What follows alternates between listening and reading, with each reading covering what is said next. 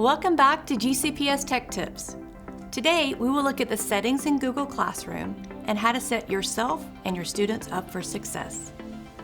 There's a lot hiding behind the settings gear icon in your Google Classroom. Let's take a look. Once you're in your Google Classroom, select the settings gear icon in the top right corner. The first section that appears is the class details. Here, you can customize what's visible on your class card and other information in your Google Classroom. Our next stop is under General and Class Code. If you utilize the class code to have students join your classroom, sometimes it can be difficult if your code contains several L's, I's, or 1's.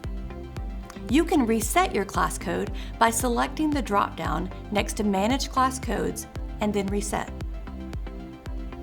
The stream on your Google Classroom is a great communication platform to post announcements, interact with students, and post assignments.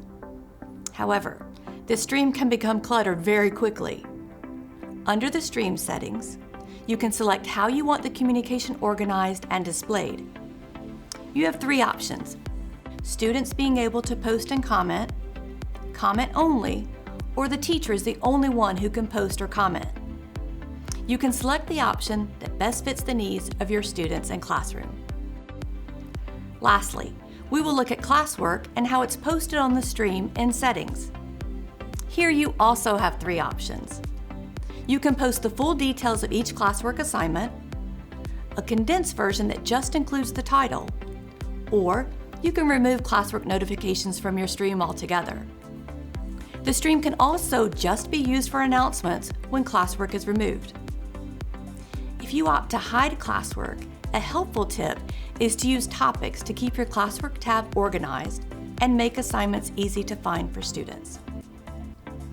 You know the needs of your students and classroom best, but now you have a few tips about Google Classroom settings that can set your classroom up for success. For additional tips and tricks, be sure to like and subscribe to GCPS Tech Tips. We'll see you next time as we continue our one-to-one series.